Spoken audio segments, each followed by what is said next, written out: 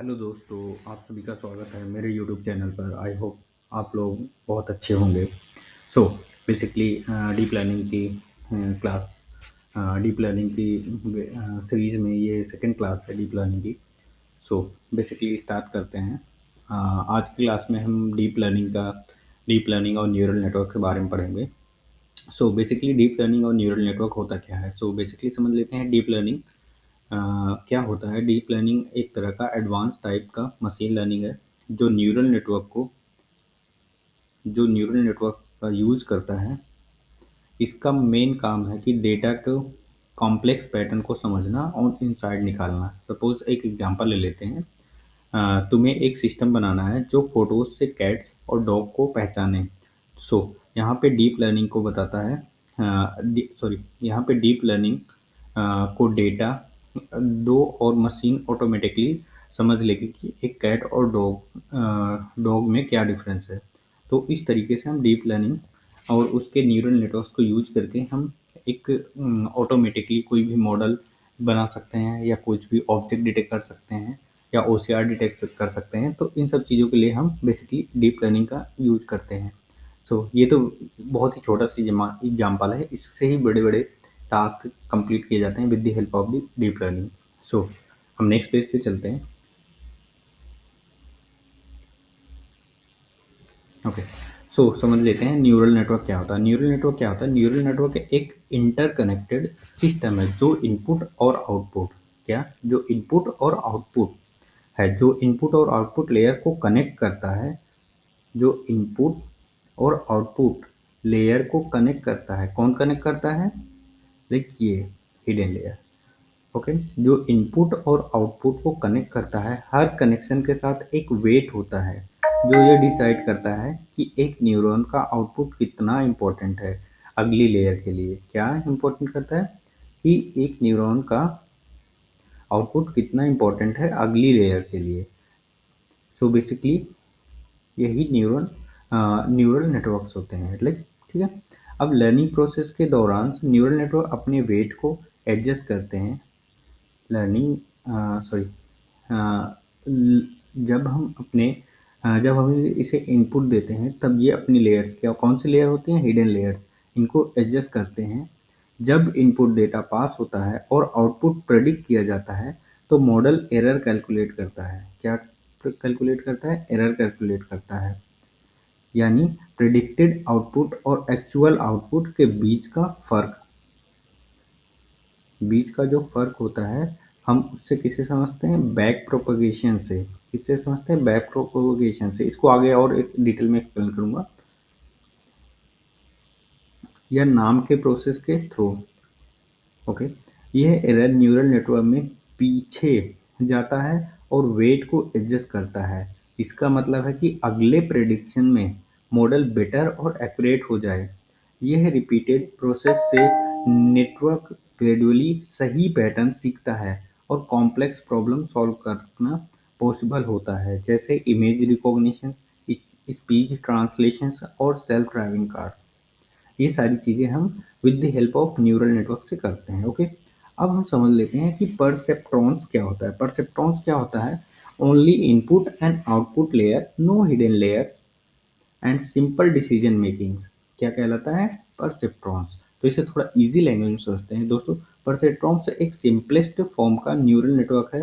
इसमें सिर्फ दो लेयर होती हैं। कौन कौन सी? इनपुट लेयर, जैसे कि डाटा यहाँ पर आता है। आउटपुट लेयर यानी कि फाइनल डिसीजन यहाँ होता है। इनपुट लेयर यानी कि ये डेटा यहाँ पे आता है। आउटपुट लेयर ये यहाँ पे फाइनल डिसीजन होता है। परसेप्ट्रॉन के पास हिडन लेयर नहीं होती, जैसे इसमें हिडन लेयर्स है न्यूरल नेटवर्क में। परसेप्ट्रॉन्स के पास कोई हिडन लेयर नहीं होती है, इसलिए सिंपल डिसीजन मेकिंग के लिए बेस्ट है। इसका काम होता है इनपुट को प्रोसेस करना और एक क्लियर आउटपुट देना। लाइक कैसे अब क्लियर आउटपुट दे सकता है अगर हिडन लेयर्स नहीं है? तो इसमें सिर्फ हम यस और नो यानी कंडीशन बेस्ड आउटपुट गेट कर सकते हैं, या ट्रू या फॉल्स, स्पैम या नॉट स्पैम। ओके,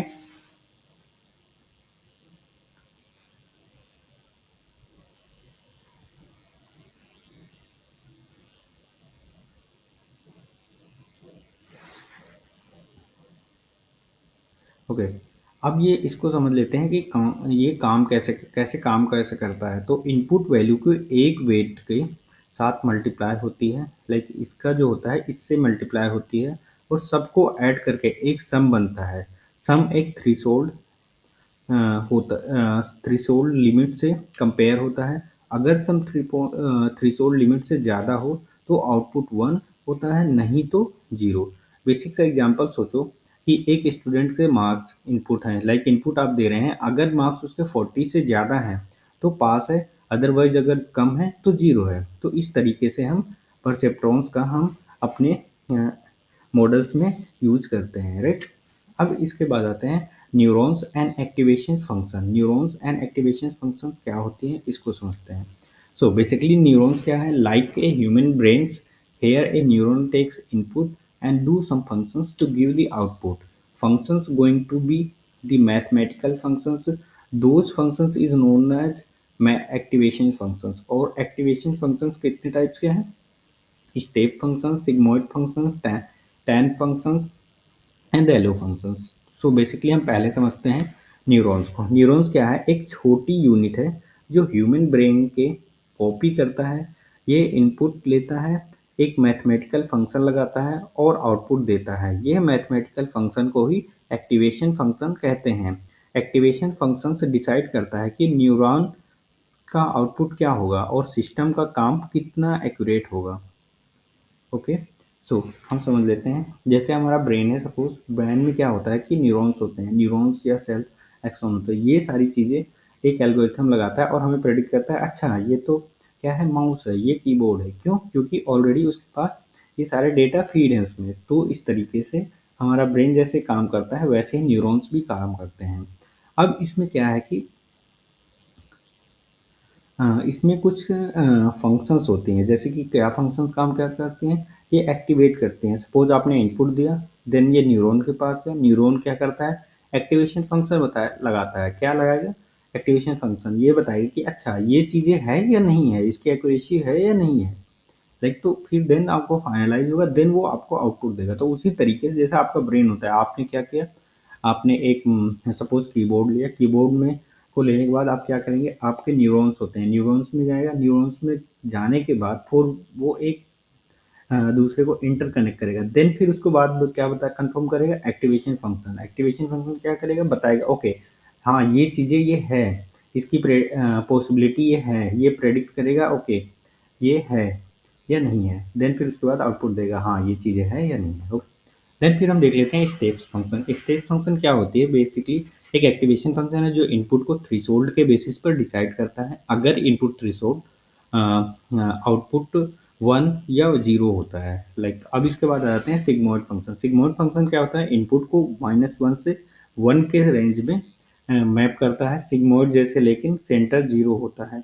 और रेलू फंक्शन क्या होता है, रेलू फंक्शन एक सिंपल और फास्ट, अगर इनपुट पॉजिटिव है तो सेम रिटर्न करता है, अगर निगेटिव के लिए है तो 0 करता है। Sorry guys.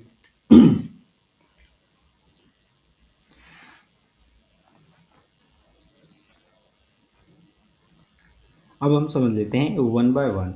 अब सबसे पहले हम समझेंगे कि स्टेप फंक्शन होता क्या है। स्टेप फंक्शंस ये एक्टिवेशन फंक्शन है, तो एक्टिवेशन फंक्शन का फर्स्ट समझते हैं step function. If value of x is greater than और equal to 0 then output is 1. If value of x is less than 0 then output is 0. Since step function is not differentiable to 0, it can't do the gradient descent method, so it can't update weight. Okay, अब मैं समझाता हूँ इसको थोड़ा easy language में। Activation functions एक rule है जो डिसाइड करता है कि न्यूरॉन्स एक्टिव होगा या नहीं होगा। स्टेप फंक्शंस में अगर x is greater than 0, x is greater than और इक्वल टू 0, देन आउटपुट 1 होगा। ओके ओके, आउटपुट 1 होता है। और अगर x x x x is less than 0 हो तो आउटपुट क्या होगा, 0 होगा। लेकिन ये नॉन डिफरेंशिएबल होती है जैसे, इसलिए ग्रेडियंट डिसेंट वेट अपडेट नहीं कर सकता। ओके, ठीक है।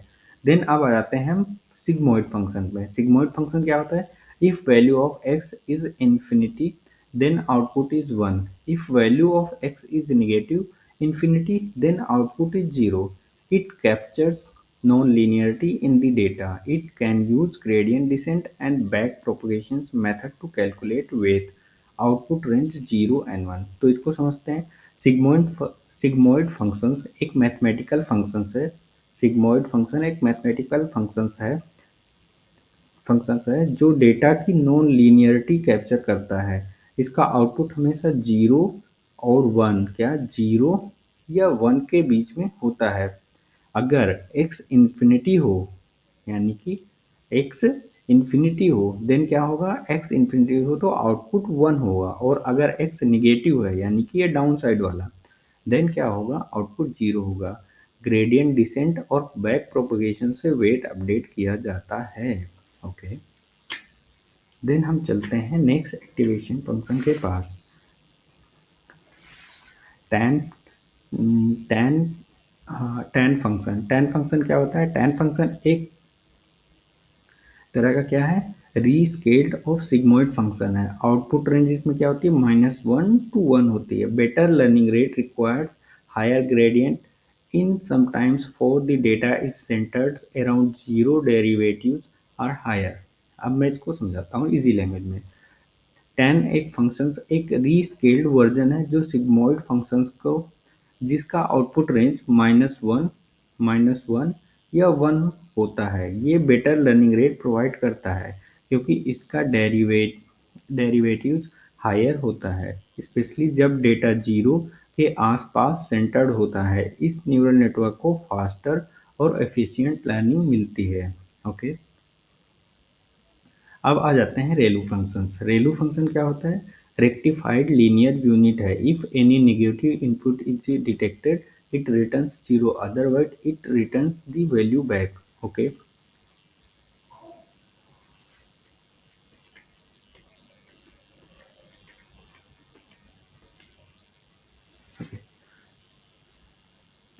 अब इसको समझते हैं।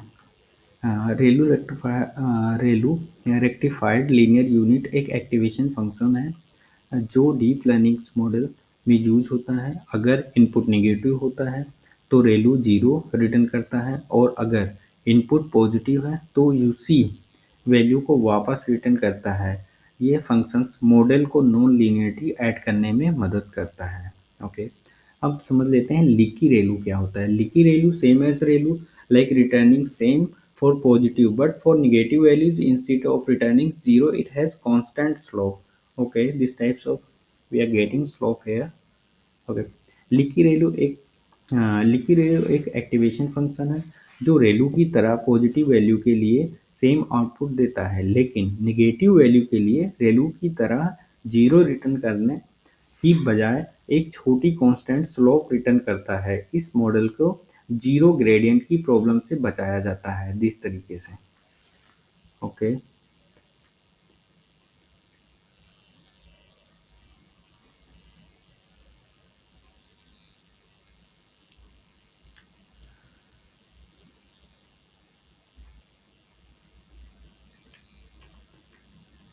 ओके, डीप लर्निंग के तीन एल्गोरिथम दिए हुए हैं। कौन से? Artificial neural network, recursive neural network and convolution neural network.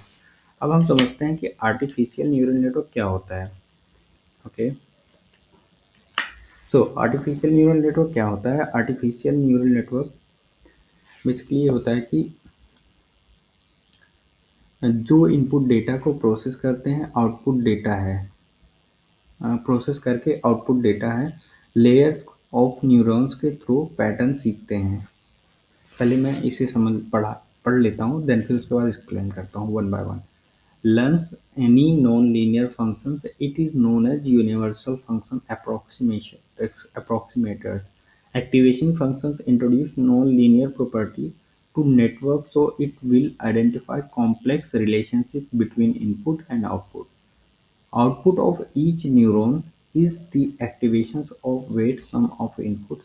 If there is no activation functions, the network can't learn nonlinear functions. Feed forward neural networks input process in one direction. When hidden layers is more than one, that is deep neural networks. Okay. Artificial neural networks basic neural networks जो input data को process करके like this तरीके से input data को process करके output देता है, layers of neuron के थ्रू पैटर्न्स सीखता है। ओके, ये सारे जितने हैं ये सभी न्यूरॉन्स हैं, देन उसे एक पैटर्न सीखता है।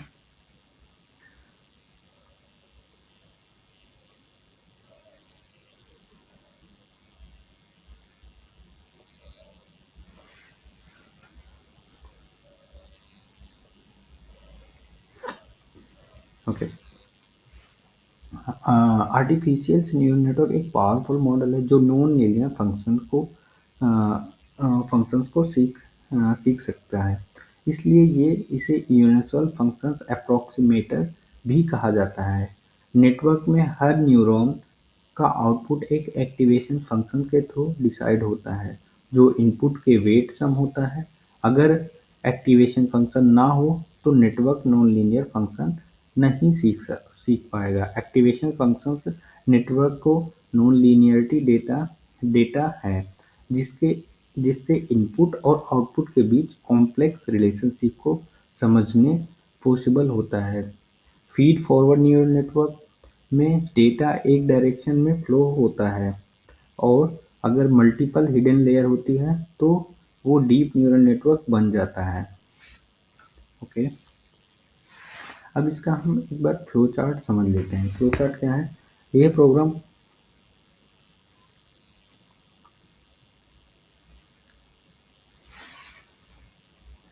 यह प्रोग्राम कुछ इनपुट लेता है, उन्हें फुल्ली कनेक्टेड लेयर में पुश करता है। इस तरीके से लाइक इनपुट लेगा, देन इसे फुल्ली कनेक्टेड लेयर्स में पुश करेगा। फिर नेटवर्क अपने ऑप्टिमाइज को यूज करता है, अपनी नॉलेज को अपडेट करता है और नया नॉलेज को टेस्ट करता है ताकि ये समझ सके कि अभी कितना और सीखना है। इस तरीके से। ओके, ये प्रोसेस बार बार रिपीट होती है जब तक नेटवर्क अपने प्रेडिक्शन में सबसे कम एरर ना करे। जैसे जैसे नेटवर्क सीखता है वैसे वैसे उसकी ऑप्टिमाइजेशन इम्प्रूव होती है, मतलब ये और एक्यूरेट हो जाता है। इसको गोल है मॉडल को हर आइटरेशन के बाद बेस्ट परफॉर्मेंस देने के लिए ऑप्टिमाइज करना। ओके, नेक्स्ट न्यूरल नेटवर्क के लिए चलते हैं। अब आता है recursive neural network. Recursive neural network क्या होता है? रिकर्सिव न्यूरल नेटवर्क यानी कि रिकरेंट न्यूरल नेटवर्क्स एक स्पेशल टाइप का न्यूरल नेटवर्क है जिसमें हिडन लेयर्स में लूपिंग होता है। हिडन लेयर्स में क्या होता है? लूपिंग होता है, मतलब एक लेयर के अंदर जो हिडन लेयर्स है उसमें ढेर सारे लूप बने होते हैं। किसके बने होते हैं? आर्टिफिशियल न्यूरल नेटवर्क के। तो okay, it captures sequential info of input data that is dependency between word to make predictions, whereas artificial neural networks cannot capture sequential informations. Okay, इस लूप की वजह से recursive neural network sequential information को capture कर पाता है, जैसे एक सेंटेंस में वर्ड के बीच का रिलेशनशिप। जबकि रेगुलर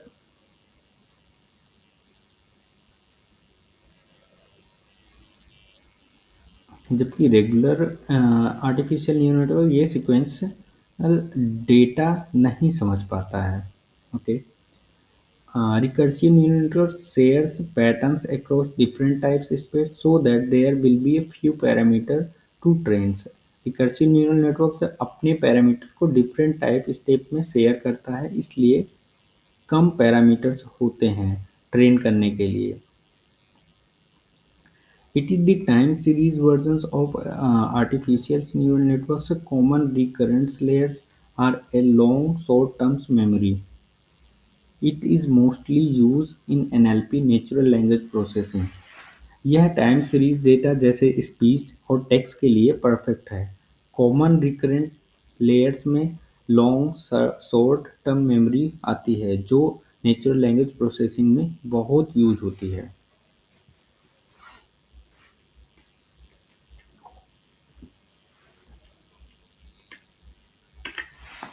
ओके, अब पढ़ेंगे कि convolution neural network. Convolution neural network learns the filter automatically to extract the right features from the data.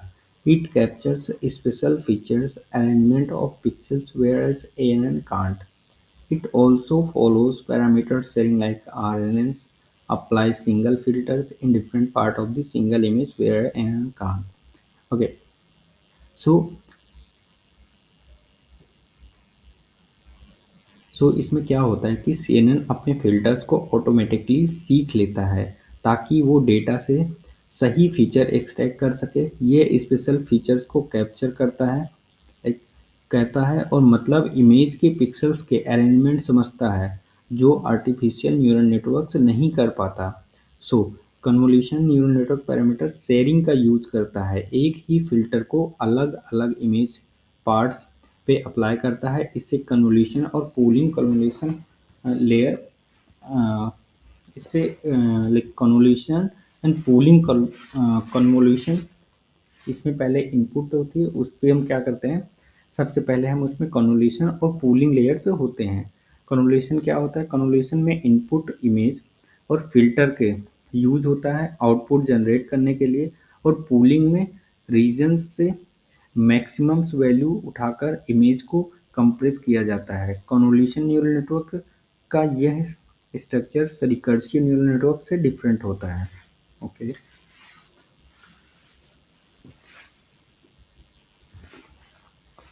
The pictures below shows how to represent the pictures of the left in the matrix formats. Note that the original matrix has been standardized to be between 0 and 1. जब हम किसी image को matrix format में convert करते हैं, हर pixel को एक number दिया जाता है। यहाँ 0 और 1 के बीच में है। For darker colors, the value is the matrix is about 0.9, while white pixels have value of 0, उसके वैल्यू 0.9 के आसपास होगा और वाइट पिक्सल का वैल्यू 0 होगा। ओके,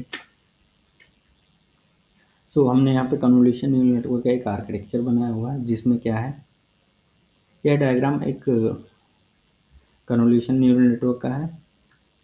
इसमें कॉमनली हम क्या कर रहे हैं, एक इमेज रिकॉग्निशन कर रहे हैं के लिए यूज होता है, जिसमें हम कुछ मेन कंपोनेंट्स हैं उसे समझ लेते हैं। इनपुट लेयर है, इनपुट लेयर क्या है, 28x28x1 है, जिसमें ये एक ग्रे स्केल इमेज का इनपुट है जिसमें डायमेंशंस 28x28 है और एक चैनल है क्या है, 28x28 है और चैनल क्या है 1 है, जो भी एक क्योंकि एक ग्रे स्केल का है। ओके, देन फिर इसके बाद आ जाते हैं कन्वोल्यूशनल 5x5। इसमें क्या है, यह एक लेयर है इमेज पे फिल्टर्स अप्लाई करती है जो इमेज के फीचर्स लाइक एज और पैटर्न्स को डिटेक्ट करता है। इसका आउटपुट क्या है, आउटपुट है 24 into N ones. N one क्या है, number of filter channels. Okay, then उसके बाद क्या आता है मैक्स पुलिंग। मैक्स पुलिंग क्या होता है, फिल्टर साइज है क्या है 2x2। ये क्या करता है, ये लेयर्स इमेज के साइज रिड्यूस करती है और इम्पोर्टेंट फीचर को रिटेन करती है। देन फिर हमें आउटपुट क्या मिलता है इसमें, 12x12 into N1। Okay, then आ जाते हैं कन्वोल्यूशनल्स टू 5x5। 5x5 क्या होता है, दूसरी कन्वोल्यूशन लेयर और एडवांस फीचर्स को डिटेक्ट करती है। देन उसके बाद क्या होता है, ये हमें आउटपुट देती है 8x8 इंटू N2। ये क्या करती है, N2 number of the filters implement करते हैं। देन फिर से हम उसमें क्या करते हैं, मैक्स पुलिंग करते हैं। मैक्स पुलिंग क्या होती है, ये 2x2 का हम इनपुट देते हैं और साइज और रिड्यूस होता है, लेकिन ये फीचर्स रिटेन होते हैं। लाइक उसमें 4x4 का हमें आउटपुट मिलता है। देन फिर उसके बाद हमसे फिर से उसमें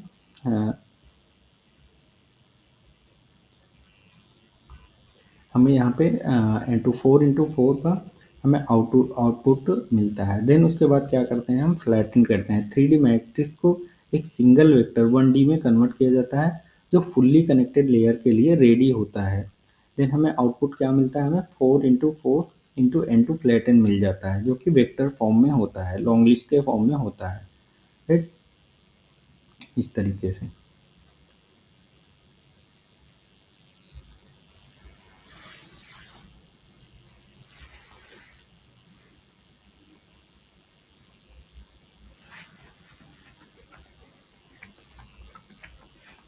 ओके, सो हम इसको थोड़ा समझ लेते हैं, जो कि कन्वोल्यूशनल ऑपरेशन को एक्सप्लेन कर रहा है, जो कि एक न्यूरल नेटवर्क का इम्पोर्टेंट हिस्सा है, जिसने स्टेप बाय स्टेप समझाने की कोशिश की है।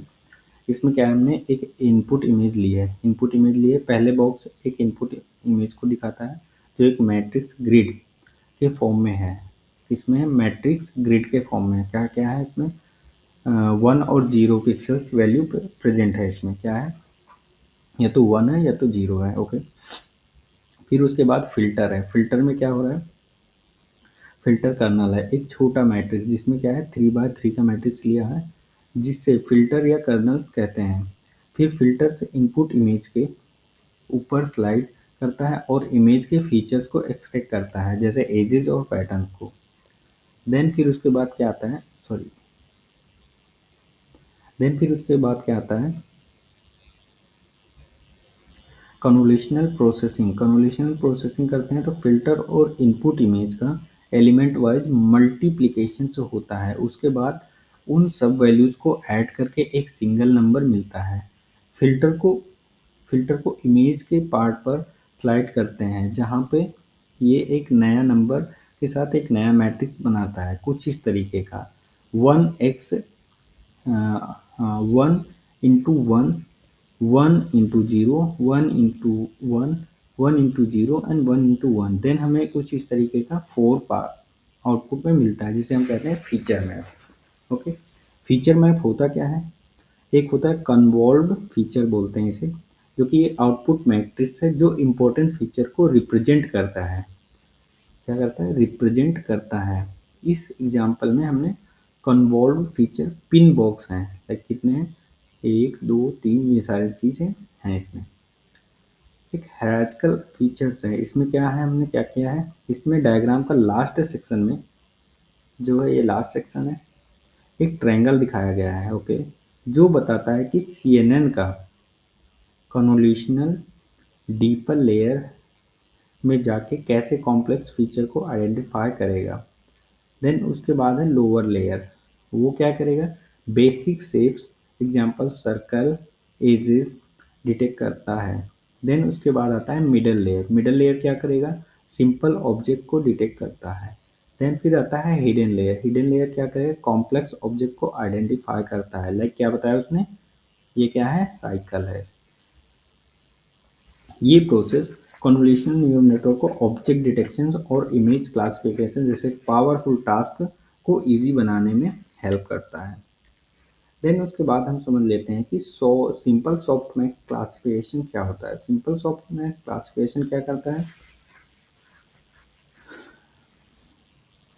हम one by one software classification को समझते हैं। सॉफ्टवेयर क्लासिफिकेशन का फॉर्मूला है सॉफ्टमैक्स LN इक्वल टू ई की पावर LN देन मोड ई की पावर L। देन इस लीनियर ट्रांसफॉर्मर का एक फॉर्मूला होता है, क्या है, जिसमें L है, सॉरी जिसमें x dot W plus B है। ओके, देन इसको मैट्रिक्स मल्टीप्लिकेशन के किया हुआ है। देन उसके बाद हम यहाँ पे क्या देते हैं, प्रेडिक्शन के लिए हमने एक वो किया हुआ है, like softmax x into W plus B, जो कि क्या है, यहाँ पे सॉफ्टमैक्स क्या है, अप्लाइड करता है, जो कि लाइन बाय लाइन यहाँ पे प्रेडिक्शंस है। देन उसके बाद इमेजेस है, जो कि इमेजेस का साइज क्या है, 100 × 100 70 84। देन उसके बाद वेट है इसमें। देन इसके बाद बायस है, इसको थोड़ा मैं और एक्सप्लेन करूँगा अच्छे से। ओके, तो कि यहाँ पे मैंने इनपुट दी है 28 × 28 में दी हुई, जो कि क्या है, न्यूरल नेटवर्क का सिंप्लीफिकेशन है, जो कि इसमें हमने क्या किया है,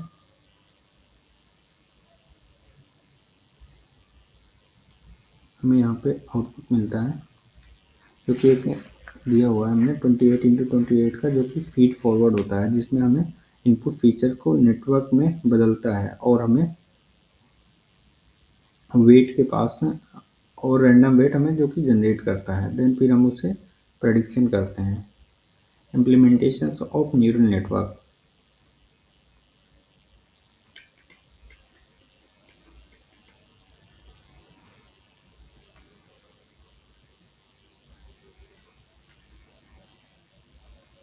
okay, implementations of the neural network से फीड फॉरवर्ड होता है, फीड फॉरवर्ड होता है, बैक प्रोपोगेशन होता है, ग्रेडियंट डिसेंट होता है। फीड फॉरवर्ड क्या होता है? फीड फॉरवर्ड का होता है कि जिसमें हम इनपुट फीचर्स को नेटवर्क में डालते हैं और रैंडम वेट से पास करते हैं, वो क्या होता है? फीड फॉरवर्ड होता है। बैक प्रोपोगेशन क्या होता है? Calculating error between prediction predicted output and target output and use gradient descent method to update weight. इसमें क्या होता है बेसिकली? बैक प्रोपोगेशन क्या करता है?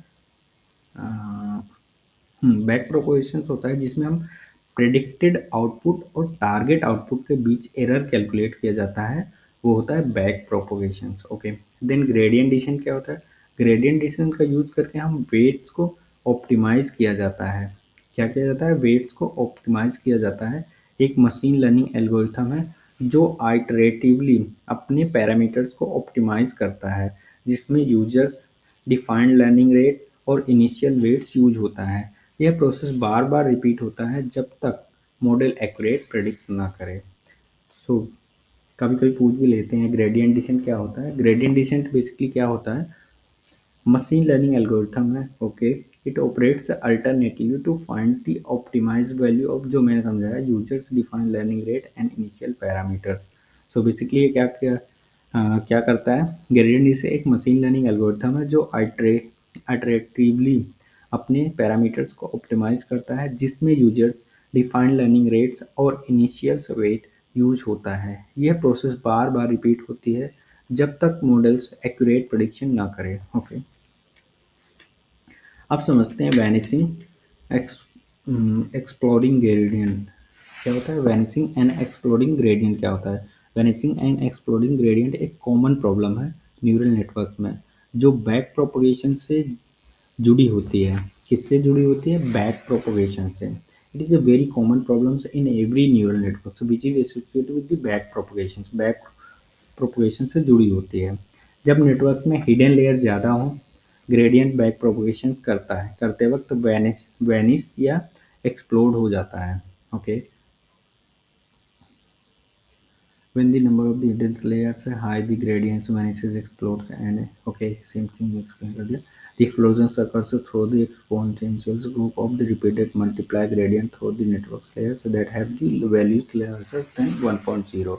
ओके, सो बेसिकली हम समझ लेते हैं कि बैक प्रोपोगेशन होता क्या है और इससे प्रॉब्लम क्या होती है। बैक प्रोपोगेशन क्या होता है basically?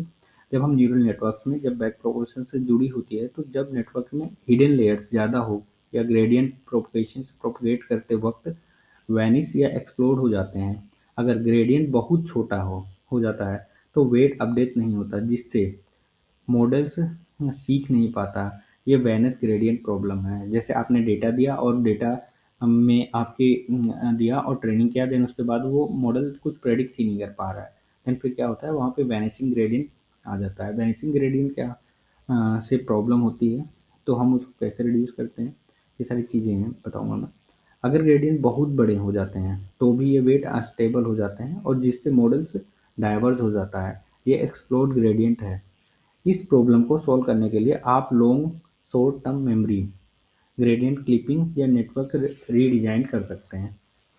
Okay, so thank you guys for watching this video, and please like and comment, and don't forget to subscribe to my channels. Okay, bye bye, thank you for watching once more.